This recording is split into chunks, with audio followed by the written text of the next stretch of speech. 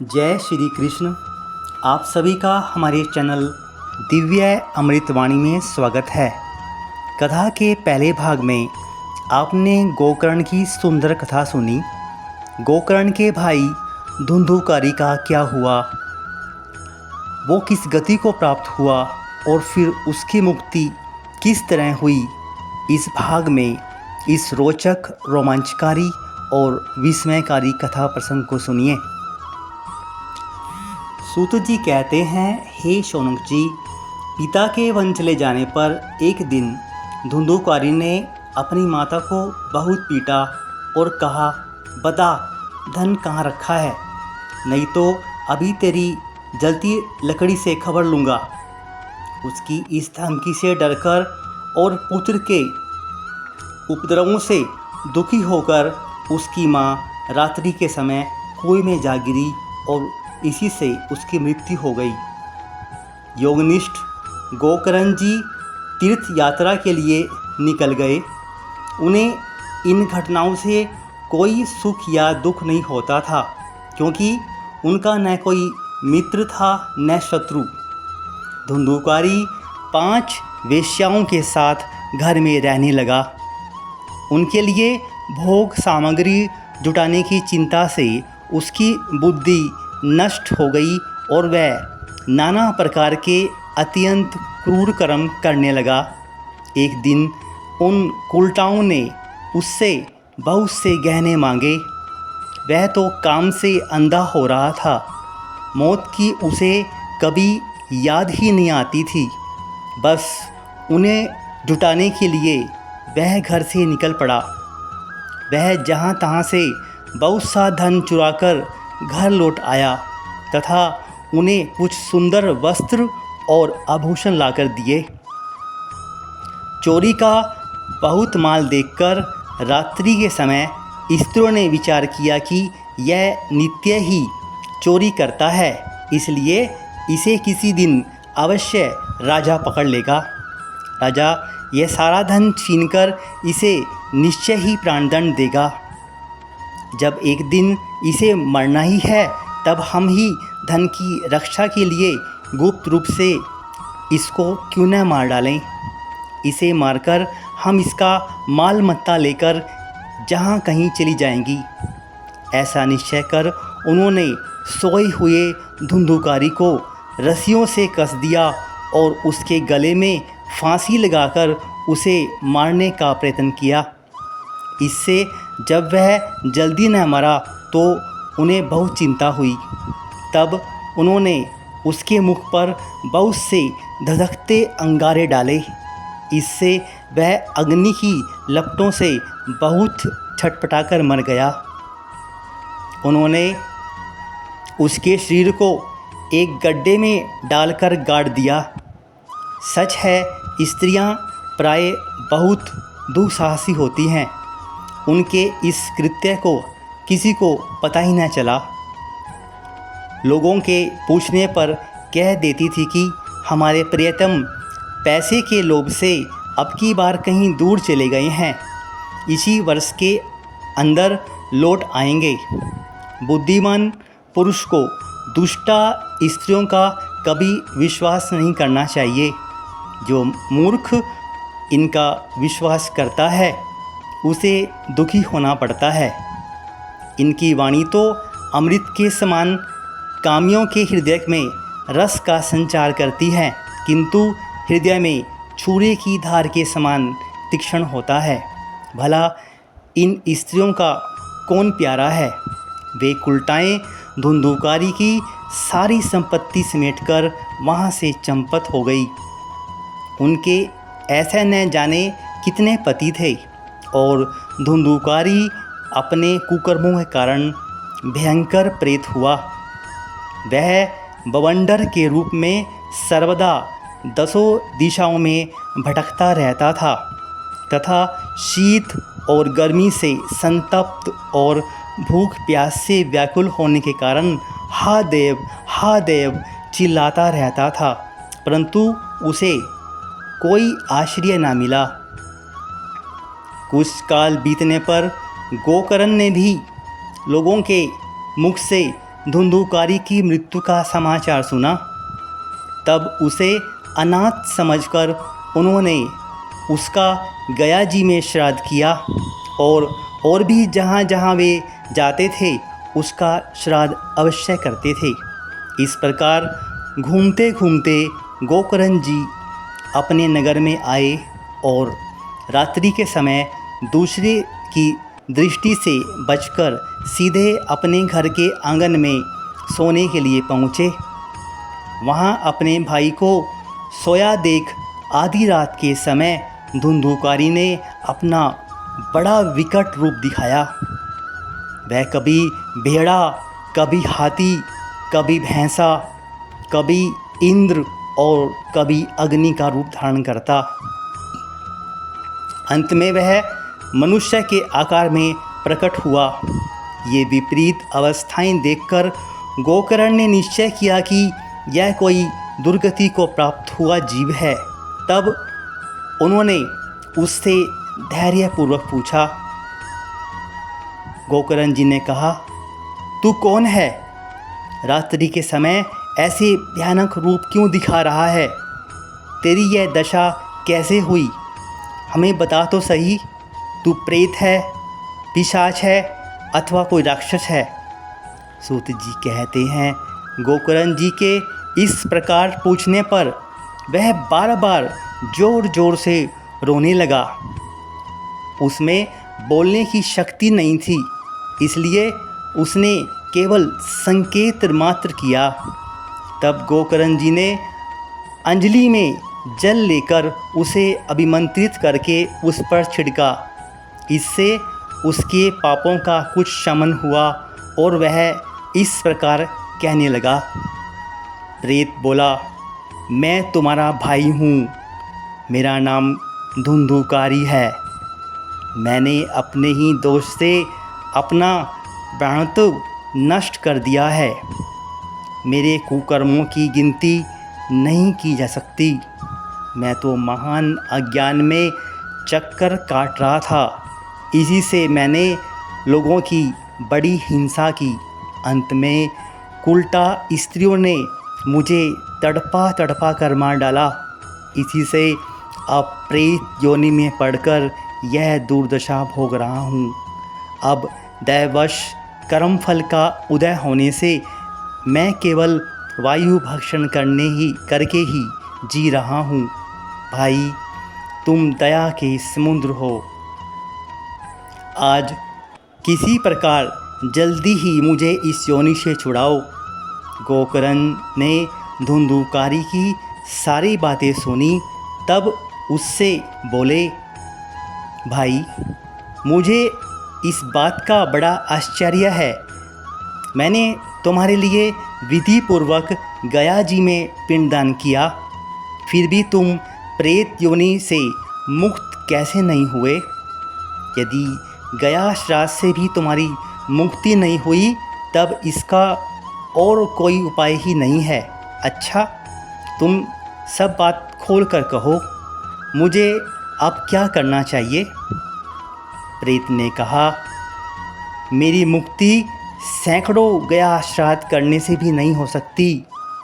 अब तो तुम इसका कोई और ही उपाय सोचो। प्रेत की यह बात सुनकर गोकर्ण को बड़ा आश्चर्य हुआ। वे कहने लगे, यदि सैकड़ों गया श्राद्धों से भी तुम्हारी मुक्ति नहीं हो सकती, तब तो तुम्हारी मुक्ति असंभव ही है। अच्छा, अभी तो तुम निर्भय होकर अपने स्थान पर रहो। मैं विचार करके तुम्हारी मुक्ति के लिए कोई दूसरा उपाय करूँगा। गोकर्ण की आज्ञा पाकर धुंधुकारी वहाँ से अपने स्थान पर चला गया। इधर गोकर्ण ने रात भर विचार किया, तब भी उसे कोई उपाय नहीं सूझा। प्रातःकाल उन्होंने उनको आया देख लोग प्रेम से उनसे मिलने आए। तब गोकर्ण ने रात में जो जिस प्रकार हुआ था वह सब उन्हें सुना दिया। उनसे जो लोग विद्वान, योगनिष्ठ, ज्ञानी और वेदज्ञ थे, उन्होंने भी अनेकों शास्त्रों को उलट पलट कर देखा तो भी उसकी मुक्ति का कोई उपाय न मिला। तब सबने यह निश्चय किया कि इस विषय में सूर्य नारायण जो आज्ञा करें वही करना चाहिए। अतः गोकर्ण ने अपने तपोबल से सूर्य की गति को रोक दिया। उन्होंने स्तुति की, हे भगवान, आप सारे संसार के साक्षी हैं, मैं आपको नमस्कार करता हूँ। आप मुझे कृपा करके धुंधुकारी की मुक्ति का साधन बतलाइए। गोकर्ण की यह प्रार्थना सुनकर सूर्यदेव ने दूर से ही स्पष्ट शब्दों में कहा, श्रीमद् भागवत से मुक्ति हो सकती है, इसलिए तुम उसका सप्ताह पारायण करो। सूर्य का यह धर्ममय वचन वहाँ सभी ने सुना। तब सबने यही कहा कि प्रयत्नपूर्वक यही करो, है भी यह साधन बहुत सरल। अतः गोकर्ण जी भी तदनुसार निश्चय करके कथा सुनाने के लिए तैयार हो गए। देश और गांवों से अनेकों लोग कथा सुनने के लिए आए। बहुत से लंगड़े, लूले, अंधे, बूढ़े और मंदबुद्धि पुरुष भी अपने पापों की निवृत्ति के उद्देश्य से वहां पहुँचे। इस प्रकार वहाँ इतनी भीड़ हो गई कि उसे देखकर देवताओं को भी बड़ा आश्चर्य हुआ। जब गोकर्ण जी व्यास गादी पर बैठकर कथा कहने लगे तब वह प्रेत भी वहाँ आ पहुँचा और इधर उधर बैठने के लिए स्थान ढूंढने लगा। इतने में ही उसकी दृष्टि एक सीधे रखे हुए 7 गांठ के बांस पर पड़ी। उसी के नीचे के छिद्र में घुसकर वह कथा सुनने के लिए बैठ गया। वायु रूप होने के कारण वह बाहर कहीं बैठ नहीं सकता था, इसलिए बांस में घुस गया। गोकर्ण जी ने एक वैष्णव ब्राह्मण को मुख्य श्रोता बनाया और प्रथम स्कंद से ही स्पष्ट स्वर में कथा सुनानी आरंभ कर दी। सायंकाल में जब कथा को विश्राम दिया गया तब एक बड़ी विचित्र बात हुई। वहाँ सभासदों के देखते देखते उस बांस की एक गांठ तड़ तड़ शब्द करती हुई फट गई। इस प्रकार दूसरे दिन सायंकाल में दूसरी गांठ फटी और तीसरे दिन उसी समय तीसरी। इस प्रकार 7 दिनों में 7 गांठों को फोड़कर धुंधुकारी 12 स्कंदों के सुनने से पवित्र होकर प्रेत योनि से मुक्त हो गया और दिव्य रूप धारण करके सबके सामने प्रकट हुआ। उसका मेघ के समान श्याम शरीर पीतांबर और तुलसी की मालाओं से सुशोभित था तथा सिर पर मनोहर मुकुट और कानों में कमनीय कुंडल झिलमिला रहे थे। उसने तुरंत अपने भाई गोकर्ण को प्रणाम करके कहा, भाई, तुमने कृपा करके मुझे प्रेत योनि की यातनाओं से मुक्त कर दिया है। यह प्रेत पीड़ा का नाश करने वाली श्रीमद् भागवत की कथा धन्य है, धन्य है, धन्य है तथा श्री कृष्ण भगवान के धाम की प्राप्ति कराने वाला इसका सप्ताह पारायण भी धन्य है। जब सप्ताह श्रवण का योग लगता है तब सब पाप थर्रा उठते हैं कि अब यह भागवत की कथा जल्दी ही हमारा अंत कर देगी। जिस प्रकार आग गीली, सूखी, छोटी, बड़ी सब तरह की लकड़ियों को जला डालती है, उसी प्रकार यह सप्ताह श्रवण मन, वचन और कर्म द्वारा किए गए नए पुराने छोटे बड़े सभी प्रकार के पापों को भस्म कर देता है। विद्वानों ने देवताओं की सभा में कहा कि जो लोग इस भारतवर्ष में श्रीमद् भागवत की कथा नहीं सुनते उनका जन्म बेकार है। भला मोहपूर्वक लालन पालन करके यदि इस अनित्य शरीर को हृष्ट पुष्ट और बलवान भी बना लिया तो भी श्रीमद् भागवत की कथा सुने बिना इससे क्या लाभ हुआ। अस्थियां ही इस शरीर के आधार स्तंभ हैं। नस नाड़ी रूप रस्सियों से यह बंधा हुआ है। ऊपर से इस पर मांस और रक्त थोपकर इसे चर्म से मढ़ दिया गया है। इसके प्रत्येक अंग में दुर्गंध आती है क्योंकि यह तो मल मूत्र का बर्तन है। वृद्धावस्था और शोक के कारण यह परिणाम में दुखमय ही है। रोगों का तो यह घर ही है। यह निरंतर किसी न किसी कामना से पीड़ित रहता है। कभी इसकी तृप्ति नहीं होती। इसे धारण किए रहना भी एक भार ही है। इसके रोम रोम में द्वेष भरे हुए हैं और नष्ट होने में इसे एक क्षण भी नहीं लगता। अंत में यदि इसे गाड़ दिया जाता है तो इसके कीड़े बन जाते हैं और पशु खा जाता है तो यह विष्ठा हो जाता है और अग्नि में जला दिया जाता है तो राख की ढेरी हो जाता है। ये तीन ही इसकी गतियाँ बतलाई गई हैं। ऐसे अस्थिर शरीर में मनुष्य अविनाशी फल देने वाला काम क्यों नहीं बना लेता। जो अन्न प्रातःकाल पकाया जाता है वह सायंकाल तक बिगड़ जाता है। फिर उसी के रस से पुष्ट हुए शरीर की नित्यता कैसी। इस लोक में सप्ताह श्रवण करने से भगवान की शीघ्र प्राप्ति हो सकती है। अतः सब प्रकार के दोषों की निवृत्ति के लिए एकमात्र यही साधन है। जो लोग भागवत की कथा से वंचित हैं वे तो जल में बुदबुदे और जीवों में मच्छरों के समान केवल मरने के लिए ही पैदा होते हैं। भला जिसके प्रभाव से जड़ और सूखे हुए बांस की गांठें फट सकती हैं, उस भागवत कथा का श्रवण करने से चित्त की गांठों का खुल जाना कौन सी बड़ी बात है। सप्ताह श्रवण करने से मनुष्य के हृदय की गांठ खुल सकती है। उसके समस्त संशय छिन्न भिन्न हो जाते हैं और सारे कर्म क्षीण हो जाते हैं। यह भागवत कथा रूप तीर्थ संसार के कीचड़ को धोने में बड़ा ही पटु है। विद्वानों का कथन है कि जब यह हृदय में स्थित हो जाता है तब मनुष्य की मुक्ति निश्चित ही समझनी चाहिए। जिस समय धुंधुकारी ये सब बातें कह रहा था, जिसके लिए वैकुंठवासी पार्षदों के सहित एक विमान उतरा, उससे सब और मंडलाकार प्रकाश फैल रहा था। सब लोगों के सामने ही धुंधुकारी उस विमान पर चढ़ गया। तब उस विमान पर आए हुए पार्षदों को देखकर उनसे गोकर्ण ने यह बात कही।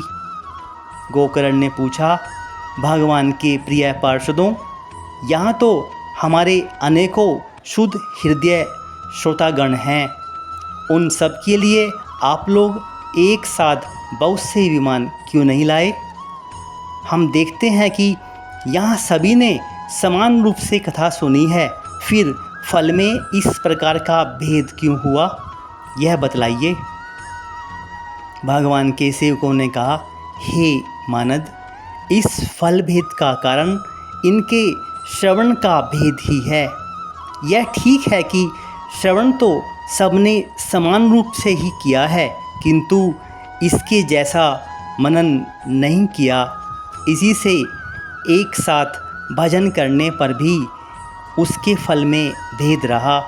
इस प्रेत ने 7 दिनों तक निराहार रहकर श्रवण किया था तथा सुने हुए विषय का सिर चित से यह खूब मनन ध्यान भी करता रहता था।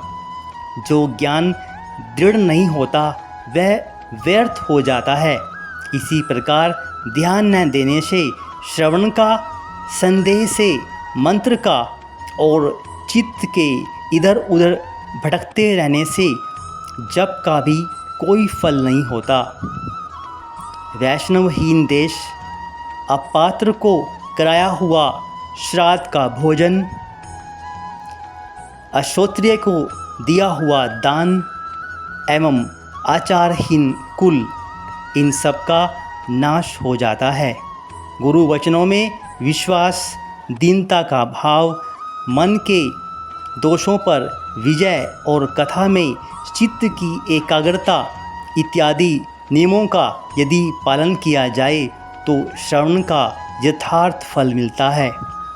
यदि ये श्रोता फिर से श्रीमद् भागवत की कथा सुने तो निश्चय ही सबको वैकुंठ की प्राप्ति होगी और गोकर्ण जी आपको तो भगवान स्वयं आकर गोलोक धाम ले जाएंगे। यूँ कहकर वे सब पार्षद हरि कीर्तन करते हुए वैकुंठ लोक को चले गए। श्रावण मास में गोकर्ण जी ने फिर उसी प्रकार सप्ताह क्रम से कथा कही और उन श्रोताओं ने फिर सुना। नारद जी, इस कथा की समाप्ति पर जो कुछ हुआ वह सुनिए। महाभक्तों से घिरे हुए विमानों के साथ भगवान प्रकट हुए। सब ओर से खूब जय जयकार और नमस्कार की ध्वनियाँ होने लगी। भगवान स्वयं हर्षित होकर अपने पंचजन्य शंख की ध्वनि करने लगे और उन्होंने गोकर्ण को हृदय से लगाकर अपने ही समान बना लिया। उन्होंने क्षण भर में ही अन्य सब श्रोताओं को भी मेघ के समान श्याम वर्ण, रेशमी पीताम्बरधारी तथा किरीट और कुंडल आदि से विभूषित कर दिया। उस गांव में कुत्ते और चंडाल तक जितने भी लोग थे वे सभी गोकर्ण जी की कृपा से विमानों पर चढ़ा लिए गए तथा जहां योगीजन जाते हैं उस भागवत धाम में भेज दिए गए। इस प्रकार भक्त वत्सल भगवान श्री कृष्ण कथा श्रवण से प्रसन्न होकर गोकर्ण जी को साथ ले अपने ग्वाल बालों के प्रिय गोलोक धाम में चले गए। ये कथा बड़ी ही पवित्र है। एक बार के श्रवण से ही समस्त पाप राशि को भस्म कर देती है। यदि इसका श्राद्ध के समय पाठ किया जाए तो इससे पितृगण को बड़ी तृप्ति होती है और नित्य पाठ करने से मोक्ष की प्राप्ति होती है। ओम। अगर आप सनातनी हैं और आपको हमारी यह कथा अच्छी लगी है तो आज ही हमारे चैनल दिव्य अमृतवाणी को सब्सक्राइब करें और अपने सनातनी दोस्तों को शेयर करना मत भूलिए। एक नई कथा के साथ फिर उपस्थित होंगे। तब तक के लिए जय श्री कृष्ण।